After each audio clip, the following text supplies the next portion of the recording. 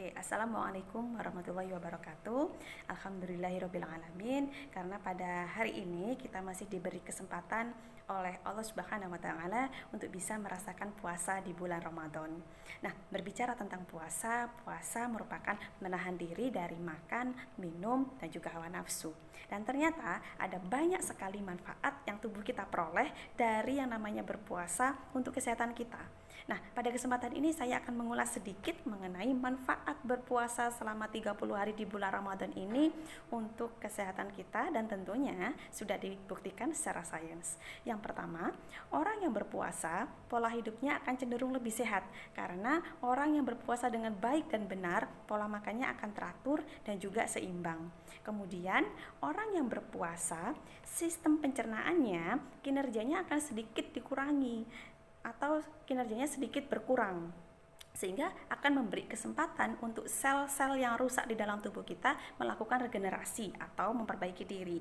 Selain itu, pada saat kita berpuasa, ternyata tubuh kita memproduksi protein anti kanker dan juga anti Alzheimer, sehingga orang yang berpuasa semakin kecil resiko dari kanker dan juga Alzheimer. Kemudian, puasa intermittent selama 30 hari ini ternyata dapat menurunkan berat badan. Nah, ini sangat cocok bagi orang yang kelebihan berat badan untuk mencapai berat badan yang ideal. Mengapa? Karena 4-6 jam kalori atau energi yang kita peroleh pada saat kita sahur itu akan habis, sehingga tubuh akan mengurai glukosa yang tersimpan di hati dan juga di otot menjadi cadangan energi. Nah, apabila glukosa yang ada di hati dan juga di otot tadi habis, maka secara otomatis tubuh akan mengurai lemak menjadi glukosa darah yang nantinya akan dirubah menjadi energi. Nah, sehingga kita dapat beraktivitas pada saat kita berpuasa. Nah, lemak yang diurai di dalam tubuh itu terutama lemak yang jahat atau lemak LDL. Sehingga orang yang berpuasa, kolesterolnya itu akan turun dan tekanan darahnya menjadi normal. Kemudian beberapa hari setelah kita berpuasa ternyata dapat meningkatkan hormon endorfin. Nah, fungsi dari hormon endorfin ini apa? Jadi fungsi dari hormon endorfin ini adalah untuk menimbulkan rasa senang atau menghilangkan stres. Jadi manfaat berpuasa ini bukan hanya untuk kesehatan fisik kita, melainkan juga untuk kesehatan mental kita. Nah, yang terakhir, di mana pada saat ini dunia sedang dihadapi oleh yang namanya pandemi karena COVID-19. Tentu saja kita harus ada upaya dari kita untuk menghindarkan diri dari infeksi COVID-19. Bagaimana caranya?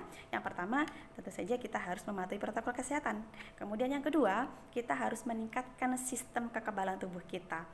Nah, ternyata ada beberapa komponen dari sistem kekebalan tubuh kita yang meningkat, namun ada pula yang menurun pada saat kita berpuasa. Namun tetap pada hasil akhirnya tubuh kita akan semakin mudah untuk melawan yang namanya infeksi. Nah, kemudian selain semakin mudah untuk melawan infeksi, proses inflamasi dan juga proses peradangan yang ada di dalam tubuh itu semakin menurun. Nah, semakin menurunnya proses inflamasi dan juga proses peradangan di dalam tubuh, maka akan semakin kecil pula resiko dari diabetes mellitus. Nah, sampai sini sudah banyak sekali manfaat yang kita peroleh dari yang namanya berpuasa. Nah, sekarang pertanyaannya adalah bagaimana cara untuk meningkatkan sistem kekebalan tubuh kita di saat pandemi seperti ini? Yang pertama, penuhi kebutuhan nutrisi yang lengkap dan juga seimbang. Nutrisi yang lengkap dan juga seimbang ini dapat kita peroleh dari zat gizi makro dan zat gizi mikro. Zat gizi makro dapat kita peroleh dari protein. Nah, normalnya protein yang kita butuhkan dalam sehari ada sekitar 60-70 gram per hari. Namun di saat pandemi seperti ini, di mana kita harus membutuhkan sistem kekebalan tubuh yang lebih tinggi, maka kita dapat meningkatkan jumlah protein yang harus kita konsumsi sekitar 70-100 gram per hari. Nah, ini dapat kita peroleh dari 2 butir telur, kemudian 1 potong ayam bagian dada, kemudian 6-7 potong tempe, dan 1 ekor ikan berukuran sedang. Nah, selain zat makro kita juga butuh yang namanya zat mikro. Zat mikro ini kita peroleh dari vitamin dan juga mineral. Vitamin yang kita butuhkan untuk meningkatkan sistem kekebalan tubuh kita adalah vitamin A, vitamin B6, vitamin B12, vitamin C, dan vitamin D. Vitamin A dan vitamin C kita peroleh dari buah-buahan dan juga sayur-sayuran. Vitamin B6 dan B12 kita peroleh dari protein hewani seperti susu dan juga daging. Kemudian vitamin D dapat kita peroleh dari sinar matahari karena vitamin D ini diproduksi di bawah kulit. Nah, selain vitamin kita juga butuh mineral yang kita butuhkan untuk meningkatkan sistem kekebalan tubuh kita seperti mineral zat besi, kemudian seng dan juga selenium.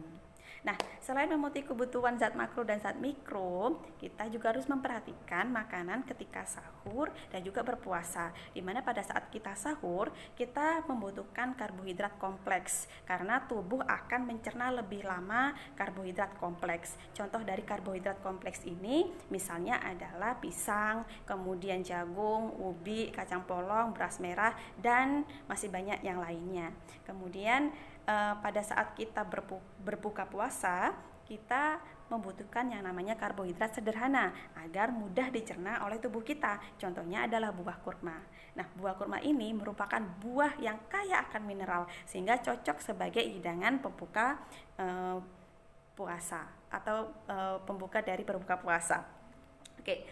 Kemudian cara kita untuk memaksimalkan atau meningkatkan sistem kekebalan tubuh kita yang kedua adalah dengan berolahraga.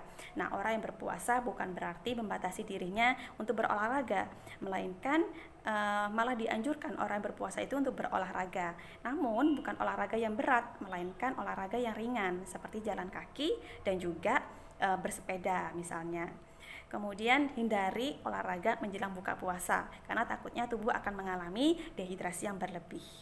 Selain itu, selain olahraga dan juga gizi yang seimbang, kita juga membutuhkan yang namanya cairan, di mana orang dewasa membutuhkan kurang lebih 8 gelas cairan dalam sehari. Nah, ini dapat kita bagi pada saat sahur dan juga berbuka puasa.